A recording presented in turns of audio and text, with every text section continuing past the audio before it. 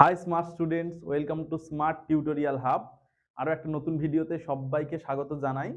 আজকের এই ভিডিওটা তোমাদের ক্লাসের একটা অত্যন্ত গুরুত্বপূর্ণ টপিক। এই ভিডিওটা দেখার আগে যারা চ্যানেলে নতুন তারা চ্যানেলটা সাবস্ক্রাইব করে নাও, পাশে থাকা বেল আইকনটা প্রেস করে দাও যাতে আমাদের সমস্ত ভিডিওর আপডেটস তোমাদের কাছে পৌঁছাতে পারে। আমরা সমস্ত ক্লাসের ভিডিওর জন্য আলাদা আলাদা প্লেলিস্ট তৈরি করে দিয়েছি। তোমার ক্লাসের প্লেলিস্ট থেকে তুমি সমস্ত ক্লাসগুলো সেখানে পেয়ে যাবে। ভালো করে মন দিয়ে দেখো ভিডিওটা। দেখার পরে যদি কোথাও কোনো সমস্যা থেকে থাকে অবশ্যই আমাদেরকে কমেন্টে জানাবে, এবং আমাদের অনলাইন এবং অফলাইন ব্যাচে যুক্ত হওয়ার জন্য ডেসক্রিপশনে হোয়াটসঅ্যাপ নম্বর রয়েছে, সেখান থেকে সরাসরি আমাদের সঙ্গে যুক্ত হয়ে যাও। এছাড়াও আমাদের যে সমস্ত সোশ্যাল মিডিয়া প্ল্যাটফর্ম রয়েছে, ফেসবুক, ইনস্টাগ্রাম, টেলিগ্রাম, সেই সমস্ত চ্যানেলে যুক্ত হওয়ার জন্য লিঙ্ক আমরা ডেসক্রিপশনে প্রোভাইড করছি, সেখান থেকে চটপট করে যুক্ত হয়ে যাও। আরেকটা কাজ তোমাদেরকে করতে হবে, সেটা কি, অনেক অনেক বেশি করে ভিডিওগুলো শেয়ার করতে হবে। আমাদের চ্যানেলের লিঙ্কটা অনেক বেশি করে শেয়ার করতে হবে যাতে আমাদের স্মার্ট টিউটোরিয়াল হাব চ্যানেলের সদস্য সংখ্যা আমরা বাড়াতে পারি। তাহলে আর কথা বাড়াবো না, সরাসরি তোমরা ক্লাসটা খুব মন দিয়ে দেখো এবং দেখার পরে সেগুলো নোট ডাউন করো প্রয়োজনীয় জায়গাগুলো। আর নোটস পাওয়ার জন্য আর ব্যাচে যুক্ত হওয়ার জন্য আমাদের সঙ্গে যোগাযোগ করো। তাহলে আমরা আজকের ক্লাস 12-এর ভারতের শিল্পটা শুরু করব।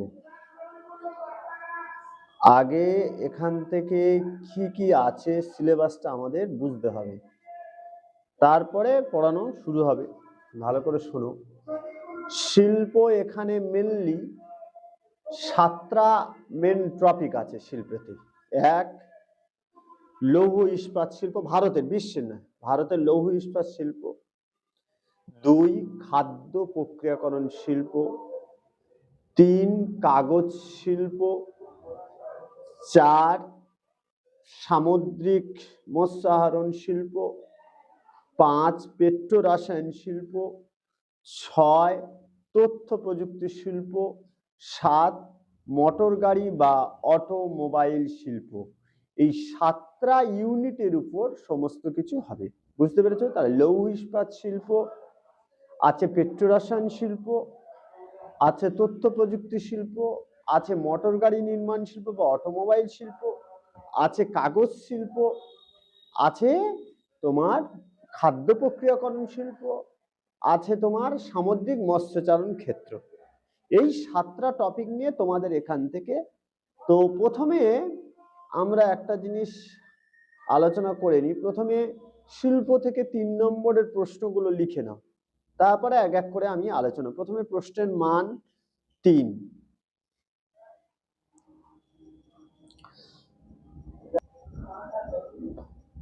দেখো, 1 নম্বর, শিল্প গঠনে বা সৃষ্টিতে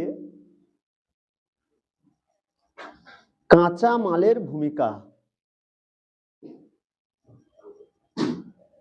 কাঁচা মালের ভূমিকা।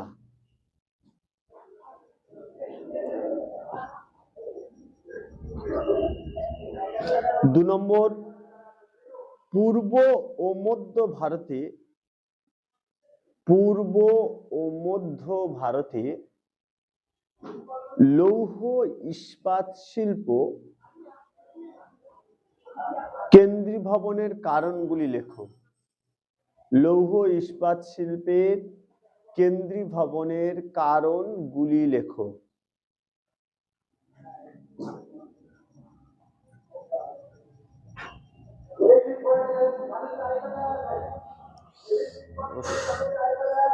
তারপরে লেখো, দুর্গাপুরে লৌহ ইস্পাত শিল্প গড়ে ওঠার কারণ।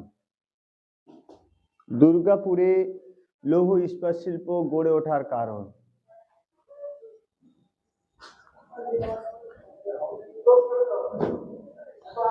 দুর্গাপুরে লৌহ ইস্পাত শিল্প গড়ে ওঠার কারণ। দুর্গাপুরে লৌহ ইস্পাত শিল্প গড়ে ওঠার কারণ। আচ্ছা, জামশেদপুরে লৌহ ইস্পাত শিল্প গড়ে ওঠার কারণ। জামশেদপুরে লৌহ ইস্পাত শিল্প গড়ে ওঠার কারণ।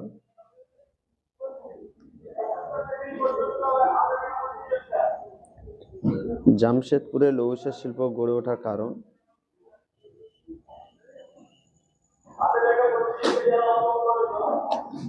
আচ্ছা আচ্ছা, তারপরে চলে যাচ্ছি ভারতে খাদ্য প্রক্রিয়াকরণ শিল্পের উন্নতির কারণ। ভারতে খাদ্য প্রক্রিয়াকরণ শিল্পের উন্নতির কারণ।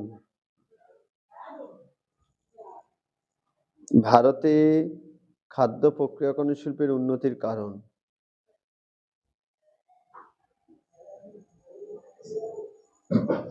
ভারতে খাদ্য প্রক্রিয়াকরণ শিল্পের উন্নতির কারণ।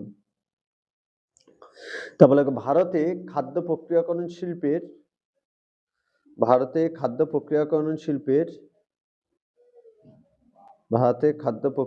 শিল্পের বিভিন্ন সমস্যা ও সমাধানগুলি লেখো। বিভিন্ন সমস্যা ও সমাধানগুলি লেখো।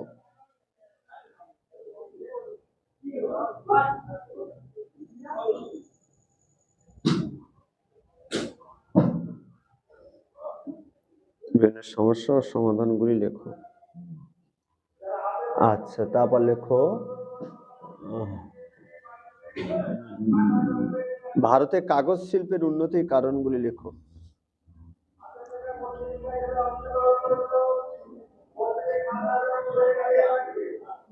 ভারতে কাগজ শিল্পের উন্নতির কারণগুলি লেখো।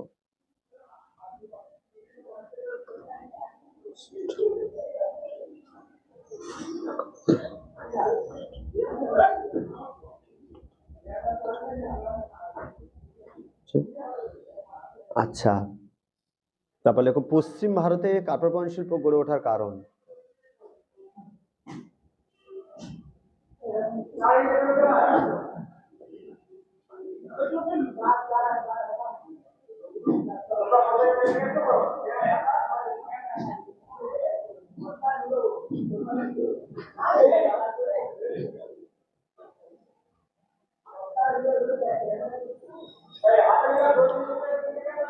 আচ্ছা,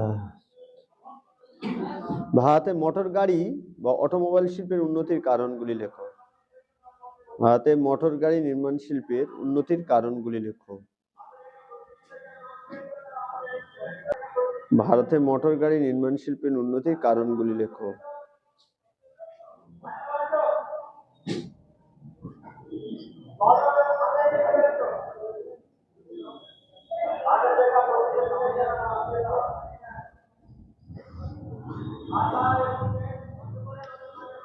আচ্ছা, খাদ্য প্রক্রিয়াকরণ শিল্প দিয়ে দিয়েছি। আর কি আছে? আর তোমার আছে ওখানে ভারতের তথ্য প্রযুক্তি শিল্পের উন্নতির কারণগুলি লেখো।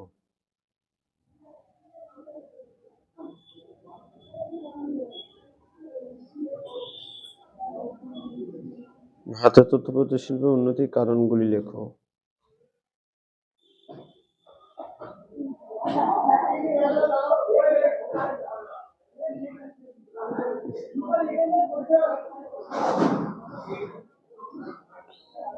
আচ্ছা, মোটর গাড়ি দিয়েছি, তথ্য প্রযুক্তি শিল্প দিয়েছি। আচ্ছা, তথ্য প্রযুক্তি শিল্প দিয়েছি, মোটর গাড়ি নির্মাণ শিল্প দিয়েছি। আর কি আছে? আর ওটা হ্যাঁ, ভারতে মৎস্য শিল্পের অনুন্নতির কারণগুলি লেখো। ভারতে মৎস্য শিল্পের অনুন্নতির কারণগুলি লেখো।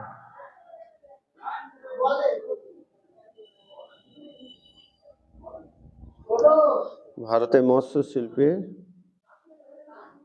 অনুন্নতির কারণগুলি লেখো। মৎস্য শিল্পের সমস্যা ও সম্ভাবনাগুলি লেখো। মৎস্য শিল্পের সমস্যা ও সম্ভাবনাগুলি লেখো। তবে এর মধ্যে 3টে স্টার মার্ক দিয়ে রাখো।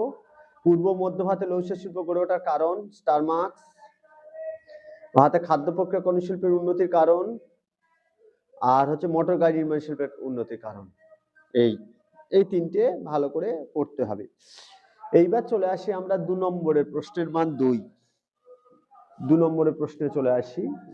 প্রথমে লেখো পণ্য সূচক কি? বিশুদ্ধ কাঁচামাল, অবিশুদ্ধ কাঁচামাল বলতে কি বোঝো? দুর্গাপুরকে ভারতের রুড়ো বলা হয় কেন?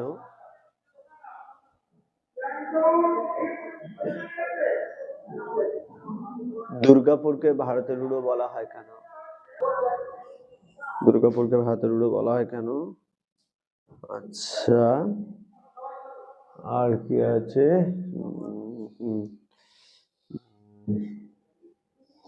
ভারতের রুড়ো কোনো দক্ষিণ। হ্যাঁ, খাদ্য প্রক্রিয়াকরণ শিল্প বলতে কি বোঝো?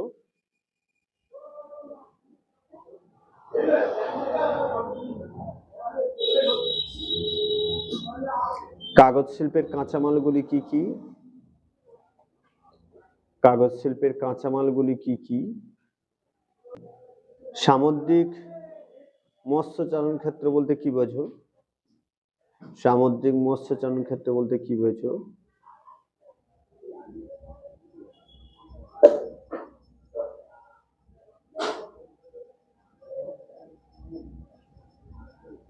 তারপর পেট্রোরাসায়নিক শিল্পকে আধুনিক শিল্প দানব ও উদীয়মান শিল্প বলা হয় কেন?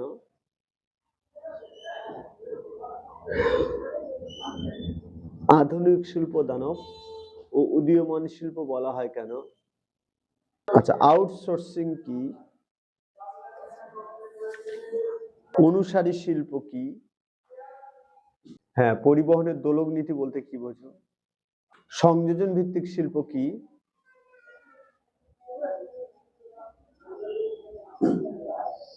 সংযোজন ভিত্তিক শিল্প কি? পিলেজিং মৎস্য ডেমার্শিয়াল মৎস্য বলতে কি বোঝো? পিলেজিং মৎস্য ও ডেমার্শাল মৎস্য বলতে কি বোঝো? ক্যাটাড্রোমাস ও অ্যানাড্রোমাস মৎস্য বলতে কি বোঝো?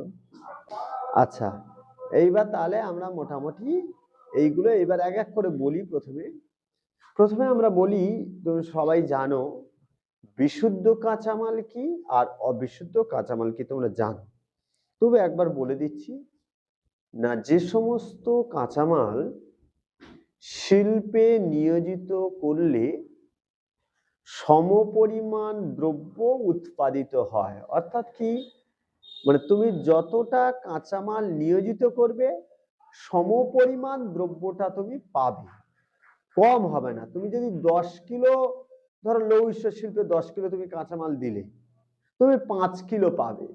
এই তুমি না, ভুল বললাম আমি, যতটা দেবে এটা এটা বিশুদ্ধ কাঁচামাল, মানে তুমি যতটা দেবে ততটা পাবে। অর্থাৎ কার্পাস বয়ন শিল্প তুমি যদি 10 কিলো তুলো কাঁচামাল হিসাবে শিল্পে নিয়োজিত করো, তুমি মোরলেস প্রায় সমপরিমাণ ওই 10 কিলো, প্রায় 10 কিলো তুমি দ্রব্যটা, উৎপাদিত দ্রব্য পেয়ে যাবে। কাঁচামাল আর উৎপাদিত দ্রব্যের মধ্যে ওজনের কোনো পার্থক্য থাকবে না। অর্থাৎ তুমি যতটা দিচ্ছ সমপরিমাণ দ্রব্যটা পাবে, এটাকে বলা হয় বিশুদ্ধ কাঁচামাল। আর অবিশুদ্ধ কাঁচামাল মানে তুমি যতটা দেবে তার থেকে অনেক কম পরিমাণ কাঁচামাল, এই উৎপাদিত দ্রব্যটা পাবে, সেটা হচ্ছে অবিশুদ্ধ কাঁচামাল। এটা হচ্ছে অবিশুদ্ধ কাঁচামাল। এইবার এর আগে একটা প্রশ্ন আছে, যেমন তাহলে বিশুদ্ধ কাঁচামালের উদাহরণ কি হবে? বিশুদ্ধ কাঁচামালের উদাহরণ হবে কার্পাস বয়ন শিল্প, বিশুদ্ধ কাঁচামালের উদাহরণ হবে পশম শিল্প, পাট শিল্প, এগুলো বিশুদ্ধ কাঁচামাল। তাহলে বোঝা গেছে বিশুদ্ধ কাঁচামাল মানে কোন শিল্পে যতটা পরিমাণ কাঁচামাল আমি নিয়োজিত করব সমপরিমাণ দ্রব্য উৎপাদিত হবে বিশুদ্ধ কাঁচামাল, কোনো ওজন হ্রাস পাবে না। তার কারণ হচ্ছে ছোটনাগপুর মালভূমিকে কেন্দ্র করে বিভিন্ন খনিজ সম্পদ পাওয়া যায়, যেমন লোহা পাওয়া যায়, কয়লা পাওয়া যায়, বিভিন্ন ম্যাঙ্গানিজ, নিকেল, টাংস্টেন, আকরিক, এইগুলো সব পাওয়া যায়। ওই তাহলে কাঁচামাল উৎপাদনকারীদের কাছে গড়ে উঠেছে। আবার দেখবো যাদের পণ্য সূচক 1-এর কম বা 1, তারা সেই সমস্ত শিল্প, অর্থাৎ তারা বিশুদ্ধ কাঁচামাল নির্ভর শিল্প, তারা ভারতবর্ষের যে কোনো স্থানে গড়ে তোলা লাভজনক, যে কোনো স্থানে গড়ে তোলা লাভজনক। ফলে কি হয়, এটাই হচ্ছে পণ্য সূচক। আচ্ছা, এইবার শোনো, তাহলে পণ্য সূচক হয়েছে। এইবার বলি দুর্গাপুরকে ভারতের রুড়ো বলা হয় কেন? তোমরা সবাই জানো দুর্গাপুরকে ভারতের রুড়ো বলা হয় কেন না, রুড়ো হচ্ছে জার্মানির রাইন নদীর উপনদী হচ্ছে রুড়ো আর লিপে, বুঝতে পেরেছো? এই রুড়ো নদীর উপত্যকায় কয়লা খনিকে কেন্দ্র করে লৌহ ইস্পাত শিল্প সহ অন্যান্য ইঞ্জিনিয়ারিং শিল্পের বিকাশ ঘটেছে। ঠিক তেমনি ভাবে ভারতের দামোদর উপত্যকায় কয়লা খনিকে কেন্দ্র করে দুর্গাপুরে লৌহ ইস্পাত শিল্প সহ অন্যান্য ইঞ্জিনিয়ারিং শিল্পের বিকাশ ঘটেছে। এই সাযুজ্য বা এই মিলের জন্য দুর্গাপুরকে ভারতের রুড়ো বলা হয়। অ্যাকচুয়ালি রুড়ো হচ্ছে জার্মানিতে রুড়ো। আচ্ছা, তারপর চলে আসি আমরা কাগজ শিল্পের কাঁচামালগুলি কি কি, ভালো করে শুনবে। কাগজ শিল্পে কাঁচামাল হচ্ছে, মেন কাঁচামাল হচ্ছে দুটো, একটা হচ্ছে তন্তু জাতীয় কাঁচামাল বা কৃষিজ কাঁচামাল, আর একটা হচ্ছে রাসায়নিক কাঁচামাল।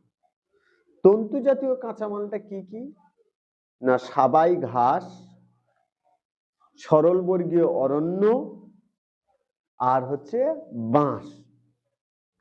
তাহলে সাবাই ঘাস, সরলবর্গীয় অরণ্য আর হচ্ছে বাঁশ, এই তিনটে মেন তন্তু বা কৃষিজ কাঁচামাল। এছাড়া কি হতে পারে, আখ দেবী, আখের রস বের করে নেওয়ার পর যে ছিবড়েটা থাকে, আখের ছিবড়া, গমের খড়, মানে গম ঝাড়ার পর আমরা যেমন ধানের করি, সেরকম গমের খড় হতে পারে, পুরনো কাগজ, পুরনো ছেঁড়া কাপড়, এইগুলো হচ্ছে সব তন্তু জাতীয় কাঁচামাল বা কৃষিজ কাঁচামাল আমরা পেয়ে যাই। আর রাসায়নিক কাঁচামাল কি কি, তিনটে মেন বলতে হবে। একটা হচ্ছে ব্লিচিং পাউডার, কস্টিক সোডা আর সোডা অ্যাশ। এই হচ্ছে কাগজ শিল্পের কাঁচামালগুলো আমরা বললাম। আমরা এখানে পাবো যে খাদ্য প্রক্রিয়াকরণ শিল্প। খাদ্য প্রক্রিয়াকরণ শিল্প কিন্তু ভারতে এখন আগের থেকে অনেকটা বেড়েছে। কি রকম তোমরা সবাই জানো, খাদ্য প্রক্রিয়াকরণ শিল্প মানে মূল জিনিসটা হচ্ছে প্যাকেটজাত দ্রব্য, নুডলস, চিপস, বিস্কিট, কেক, অর্থাৎ কোনো একটা দ্রব্যের গুণগত মান বৃদ্ধি করে, কিসের সাহায্যে, প্রযুক্তির সাহায্যে মান বৃদ্ধি করে সেই দ্রব্যটাকে যখন প্যাকেটজাত করা হয় এবং হিমায়িত করা হয়, কোনো রেফ্রিজারেটরে হিমায়িত বহুদিন ধরে থাকে, সেগুলোকে আমরা বলছি ফুড প্রসেসিং ইন্ডাস্ট্রি বা খাদ্য প্রক্রিয়াকরণ। চিপ হতে পারে, চিজ হতে পারে, পনির হতে পারে, মাখন হতে পারে।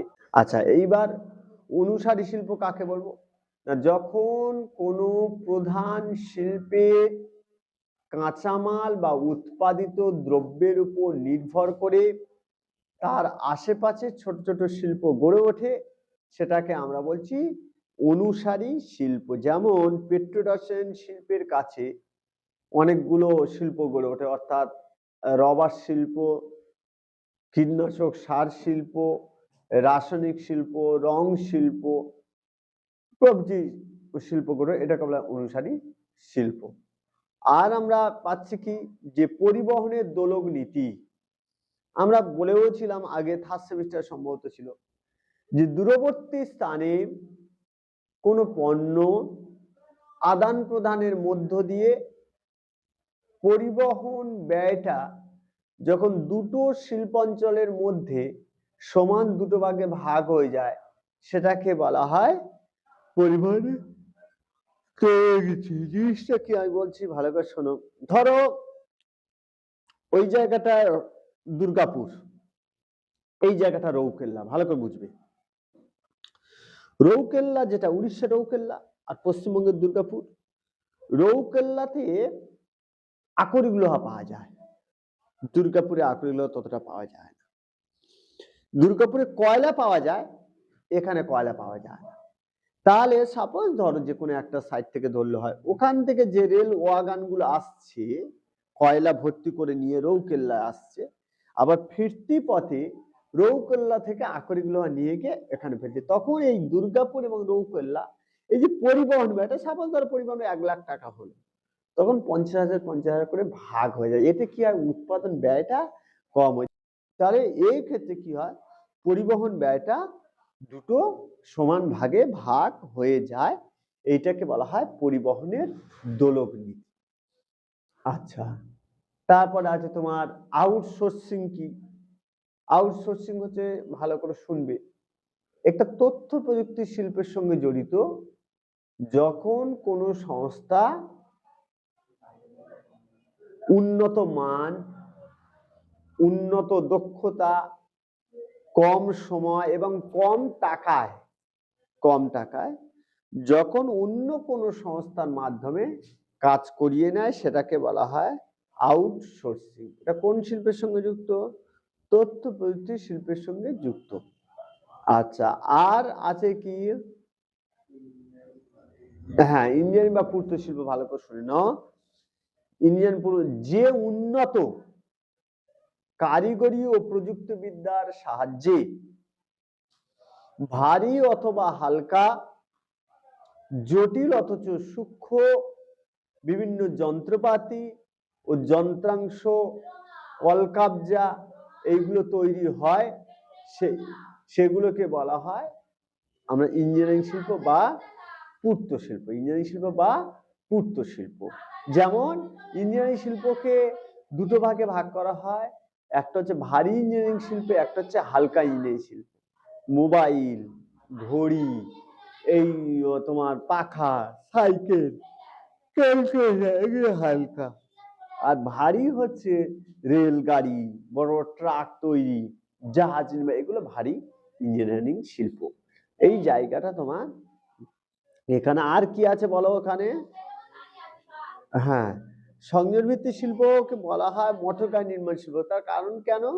না, একটা বাড়ির মধ্যে বিভিন্ন শিল্পের উৎপাদিত জিনিসপত্র এসে এক জায়গায় হয়ে কি হয়, সেই শিল্পটা গড়ে ওঠে।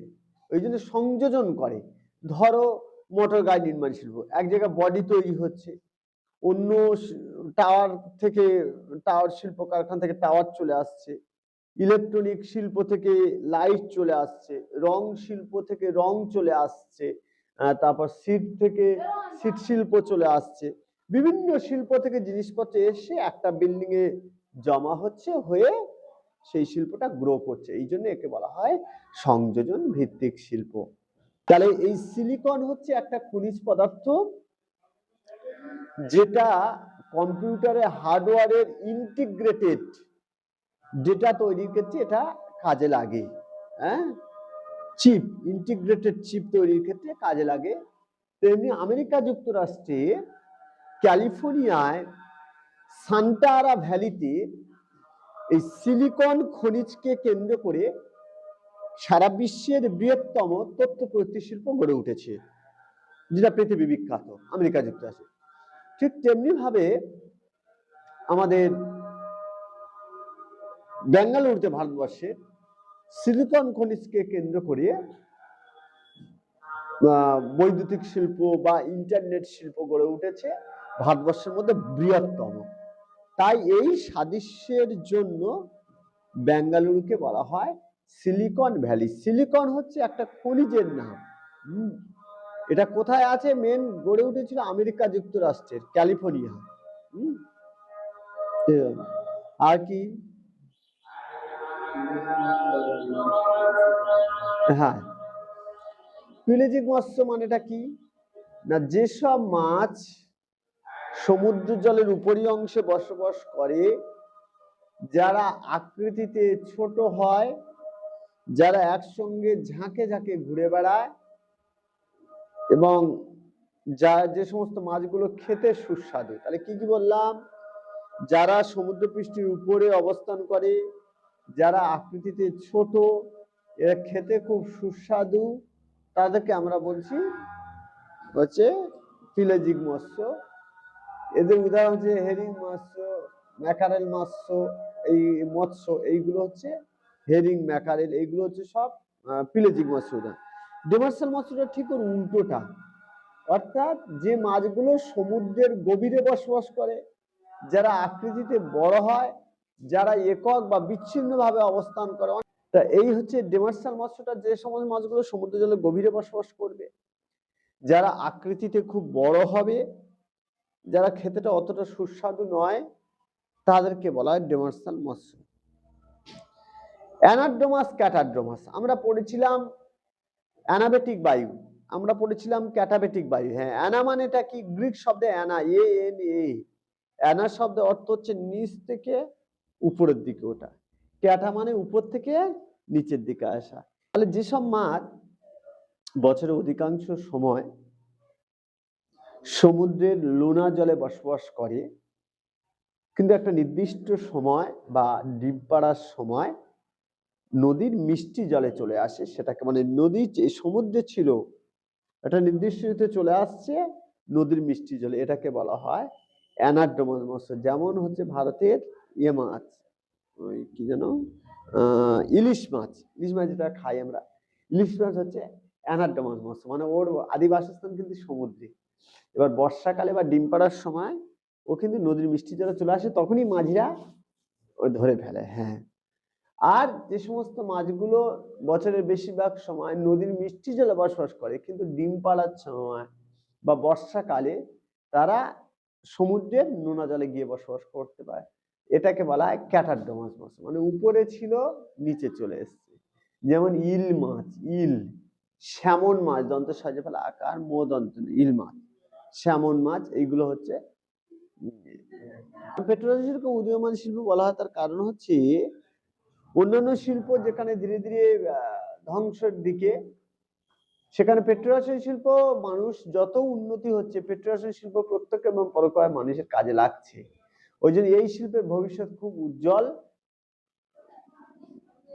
তাই এই শিল্পকে উদীয়মান বা সানরাইজ ইন্ডাস্ট্রি বলা হয়, উদীয়মান বা সানরাইজ ইন্ডাস্ট্রি বলা হয়। তো স্মার্ট স্টুডেন্টসরা, এতক্ষণ এই ক্লাসটা খুব মন দিয়ে দেখার জন্য তোমাকে অসংখ্য ধন্যবাদ। তোমাদেরকে আমি অন্তঃস্থল দিয়ে ধন্যবাদ জানাই যে তোমরা পড়াশোনা করছো। অনেকে আমার কাছে কমেন্ট করছো, হোয়াটসঅ্যাপে জানাচ্ছ স্যার এই বিষয়গুলো আমাদের ভালো লাগছে, অনেক কিছু বিষয় আমার সঙ্গে আলোচনা করছো। এই জন্য আমি খুব খুব খুশি হয়েছি। তোমরা এইভাবে নিজেদের পড়াশোনাটা জারি রাখো আর ক্লাসগুলো করতে থাকো, এখান থেকে উপকৃত হও। যারা অনলাইন অফলাইন ব্যাচে যুক্ত হতে চাইছো তাদের ডেসক্রিপশন থেকে নম্বর নিয়ে সরাসরি যোগাযোগ করো। আমাদের অফিসিয়ালসরা তোমাদেরকে ভর্তি করে নেবে। অ্যাডমিশন প্রক্রিয়া এখন আমাদের চলছে। আরেকটা বিষয় রয়েছে, সেটা হচ্ছে কি, ভিডিওটা অনেক অনেক বেশি করে শেয়ার করতে হবে, যাতে আমাদের স্মার্ট টিউটোরিয়াল হাব পরিবারের সদস্য সংখ্যা আমরা বাড়াতে পারি এবং সবার কাছে আমরা পৌঁছে যেতে পারি। আমাদের এই শিক্ষামূলক কার্যক্রম এটাকে অনেক দূর বিস্তৃত করতে পারি। একটা জিনিস মনে করবে, তুমি কিন্তু আমাদের এই প্রতিষ্ঠানের, আমাদের এই পরিবারের একটা গুরুত্বপূর্ণ স্টেক হোল্ডার, একটা গুরুত্বপূর্ণ সদস্য। তোমাকে প্রয়োজন আমাদের জন্য। তাহলে এই চ্যানেলটা আমাদের নিজেদের সবার, আমরা সবাই মিলে অনেক বড় করে গড়ে তুলবো এবং সবার জন্য অনেক কিছু বিষয় কিন্তু থাকছে। তোমরা পরপর বুঝতে পারছো আমরা কত কাজ করছি, তোমার জন্য কতগুলো ইনিশিয়েটিভ নিচ্ছি। সবাই খুব ভালো করে পড়াশোনা করো, মন দিয়ে পড়াশোনা করো, অনেক অনেক ভালো রেজাল্ট করো। আর তোমাদের রেজাল্টগুলো সবসময় আমাদের জানাবে। যা যা বিষয়ে সমস্যা রয়েছে কমেন্ট করো, সরাসরি হোয়াটসঅ্যাপ নম্বর রয়েছে, ওখান থেকে অফিসিয়ালদের সঙ্গে যোগাযোগ করো। প্রয়োজনে তাদের থেকে আমার নম্বর নিয়ে নাও, আমার সঙ্গে যোগাযোগ করো। কোন কোন সাবজেক্টে তোমাদের সমস্যা আছে সেগুলো